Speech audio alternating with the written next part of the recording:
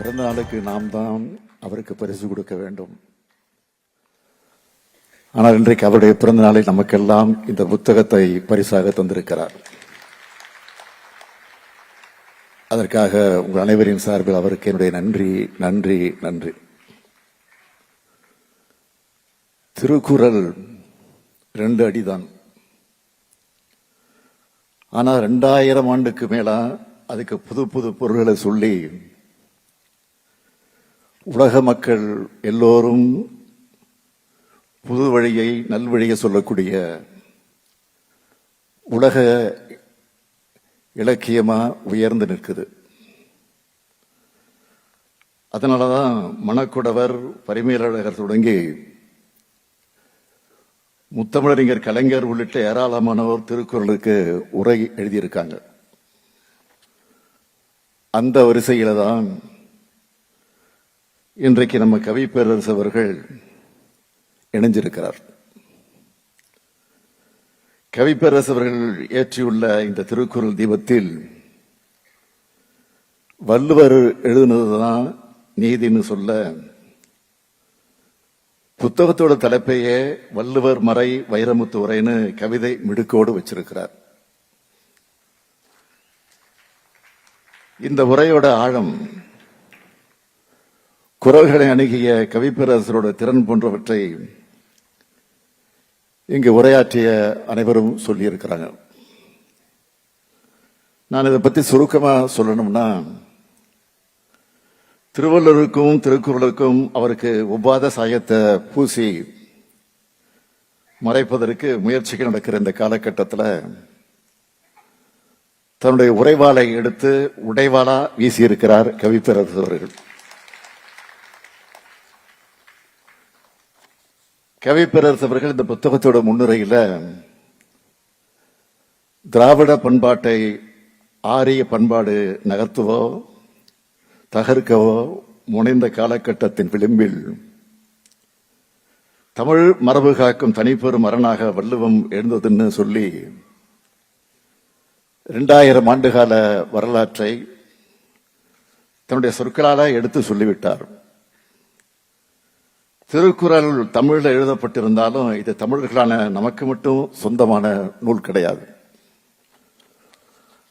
அதனால்தான் திருக்குறளோட பொருளை உணர்ந்த பகுத்தறிவிப்பவர்கள் தந்தை பெரியார் அவர்கள் 60 ஆண்டுகளுக்கு முன்னாடியே திருக்குறள் மாநாட்டை நடத்தினார். திருக்குறளை அச்சிட்டு பரப்பினார். மதங்களை வெறுத்தவர் உங்கள் மதம் குறள் மதம் என்று சொல்லுங்கள், உங்கள் நெறி குறள் நெறி என்று சொல்லுங்கள் என்று சொன்னார். பேரறிஞர் அண்ணா அவர்கள் திருக்குறளை படிப்பவர்கள் மட்டுமல்ல பின்பற்றுவர்களாக நாம் வாழ வேண்டும் என்று சொன்னார். தலைவர் கலைஞர் அவர்கள் குறள் மனிதர்களாக நாம் வாழ வேண்டும் என்று சொன்னதோடு இன்னைக்கு புது பொலிவோடு இருக்கிற வள்ளுவர் கோட்டத்தை கட்டினார். இந்திய துணைக்கண்டம் தொடங்கக்கூடிய குமரி முனையில 25 ஆண்டுகள் கடந்து சுனாமியையும் எதிர்த்து நிற்கக்கூடிய ஐயன் வள்ளுவருக்கு வானுயர சிலையை உருவாக்கினார். குறளோயம் தீட்டினார். குறளுக்கு உரை எழுதினார். தமிழின் சின்னம், தமிழினத்தின் சின்னம் திருவள்ளுவர் தான் என்பதை அடையாளம் காட்டி செம்மொழி மாநாட்டோடு லட்சணியில வள்ளுவரையும் குறளையும் இடம்பெறச் செய்தார். தமிழ் சமூகம் என்பது சமத்துவ சமூகம் என்பதை நிறுவ வள்ளுவரோட வரிகளான பிறப்புக்கும் எல்லா உயிருக்கும் என சொல்லித்தான் அந்த மாநாட்டை மைய நோக்கு பாடலையை உருவாக்கி தந்தார். திருக்குறளை தூக்கி பிடிச்சு இதுதான் நம் இனத்துக்கான கலங்கரை விளக்கம்னு போராடி வாதாடி பரப்பி வருவதுதான் நம்முடைய திராவிட இயக்கம். அந்த வழித்தடத்துல இன்னைக்கு நம்ம கவிப்பேரரசு வைரமுத்தவர்களும் பாதை மாறாமல் இந்த வள்ளுவ தீபத்தை அவர் ஏந்தி இருக்கிறார். நம்ம கவிப்பேரரசு அவர்கள் 12 வயசுல காதலிக்க தொடங்கின இந்த குறளுக்கு 72 வயசு வரை அவர் இருந்து இன்றைக்கு உரை எழுதியிருக்கிறேன்னு சொல்லி முன்னுரையிலே சொல்லியிருக்கிறார். அதுக்காக நீங்க வருத்தப்படக்கூடாது. உங்களுடைய 72 ஆண்டு கால அனுபவ பயணம், உங்களுடைய அறிவுச் சேர்க்கை, இதையெல்லாம் துணையாக கொண்டு நீங்க திருக்குறளை அணுகி உரை எழுதியிருக்கீங்க. இதுக்கு என்னுடைய வாழ்த்துக்கள், பாராட்டுக்கள். ஒவ்வொரு குறளுக்கும் நீங்கள் எழுதியிருக்கக்கூடிய பொருளை வாசிக்கும் போது ஒரு கவிதையை படிச்சு அந்த உணர்வை பெற்றவனாக இருப்பதை என்னால் தவிர்க்க முடியல. நான் ரசித்த சில இடங்களை மட்டும் இங்க எடுத்து சொல்ல விரும்புகிறேன்.